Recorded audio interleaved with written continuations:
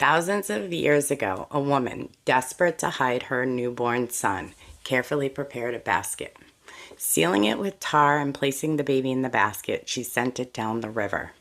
In doing this, she gave hope to herself, to her baby, and little did she know, to a nation.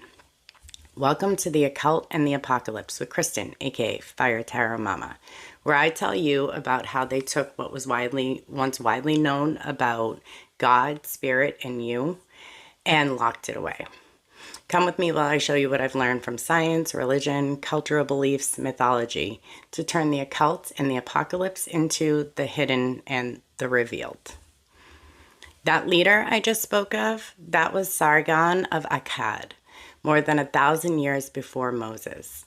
The story goes on that he was found by the royal water drawer and that he was raised to be a cupbearer to the king.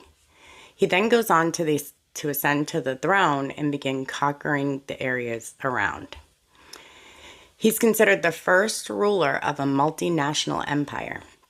Stories about Sargon of Akkad persisted throughout time, and copies of the stories were written about him were found in Nineveh, Ashur, and Amarna.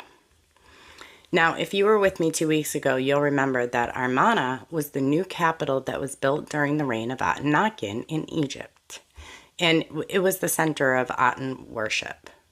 What I failed to mention was, based on diplomatic letters and depictions of Amenhotep III, it's likely that Amenhotep III actually lived there as well, at least for a period of time, probably as co-regent to Akhenaten.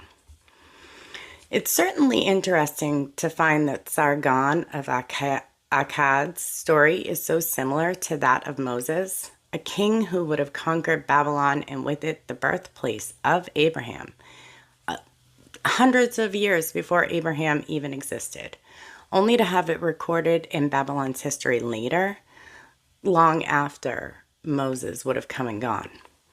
Or at least that's what they say. See, it was found in Amarna, so it was written down at least by 1349 BC. So to center us on a timeline here, Abraham comes up out of Ur, goes into Canaan, and then into Egypt, somewhere between 1900 BC and 1800 BC, okay?